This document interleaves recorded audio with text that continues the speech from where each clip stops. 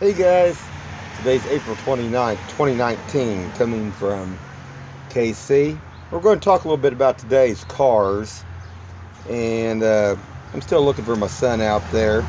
But we're talking about, this is a 2004 Suzuki Ariya that I bought. I gave $900 for the car. I've been driving it for 2 years.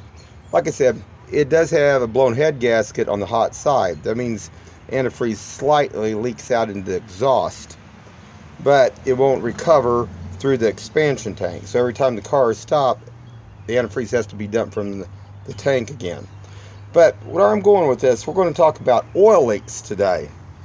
And went to a car lot, and this one guy said, oh, all the cars here in Kansas City, oh, you ain't going to find any engines that don't leak.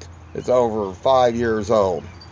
This is a 2004 Suzuki. So we're going to take a look underneath this engine and see what's leaking and what's not. So hold on for a second. Okay, you don't see nothing leaking on the ground here, guys. But I'm gonna shine this light up here. Let's see if you can see it. Let's see if I can get this just right. I think you can see it pretty good. Let's see here. Right there, you can see a little bit. Now you don't see no drips. You don't see nothing.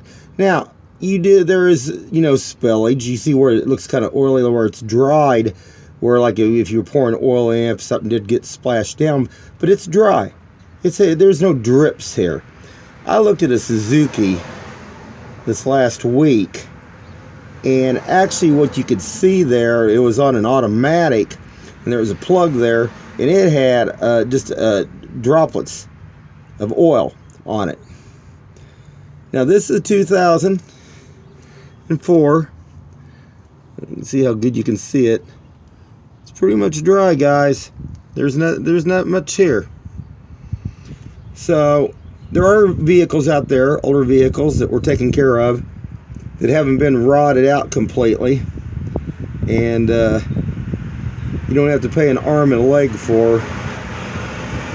But anyway, just some FYI here, guys. You can see that.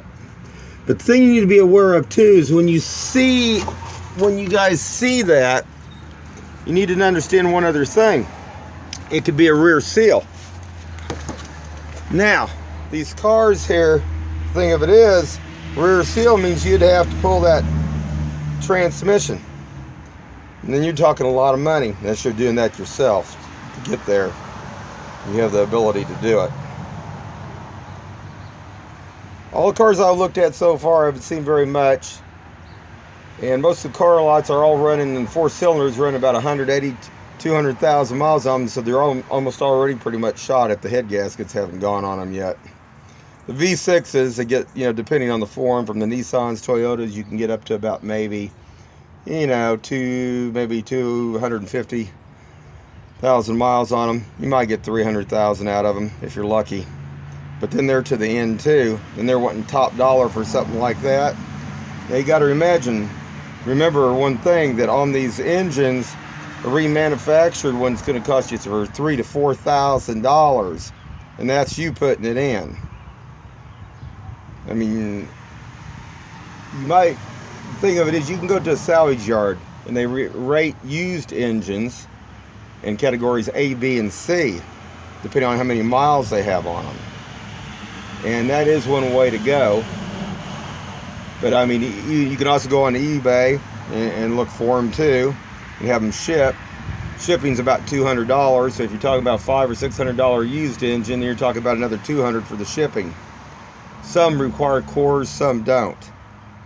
So when you start to talk about that, and they're already wanting like $4,000 for a car that's probably not worth more than $800 or $1,000, because if they got a blown head gasket, they're not messing with. If they're leaking like oil like that, I'd go on and look for something else, guys. Anyway, this will be a short little video. Have a good one.